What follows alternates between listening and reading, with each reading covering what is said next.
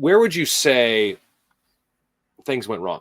Where did the wheels start to come off that we're now here in 2023, or you specifically, and many others, debating marriage when it's clear as day, and we've had this for thousands of years, what marriage is, all cultures regard it, it makes sense, obviously compatible, men and women are different, but they're still compatible, they still need each other, et cetera, et cetera. How did we get here, Father Robinson?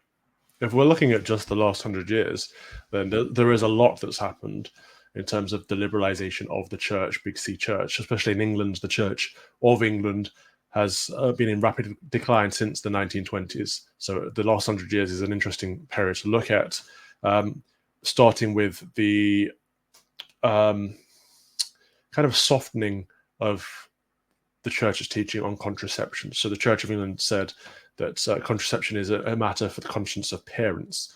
So the church stopped teaching against contraception.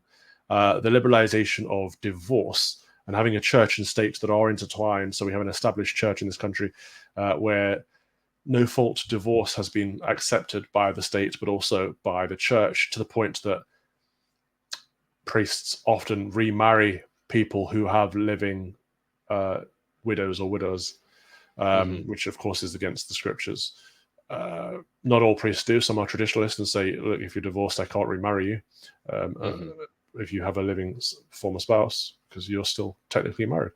But others go along with it. If you've had a divorce in the state, the church will remarry you. So we've got no-fault divorce and remarriage. We've got contraception.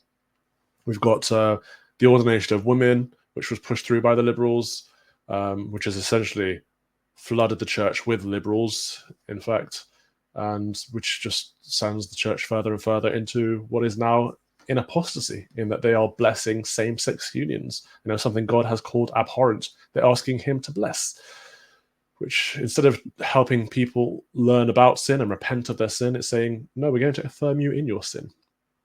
Yeah.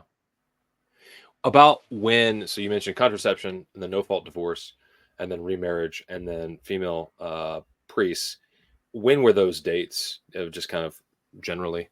Well, they are all in within the last 100 years. So starting from the 1920s onwards to the 70s and the 90s, in particular with the women's ordination. But all these things are linked. But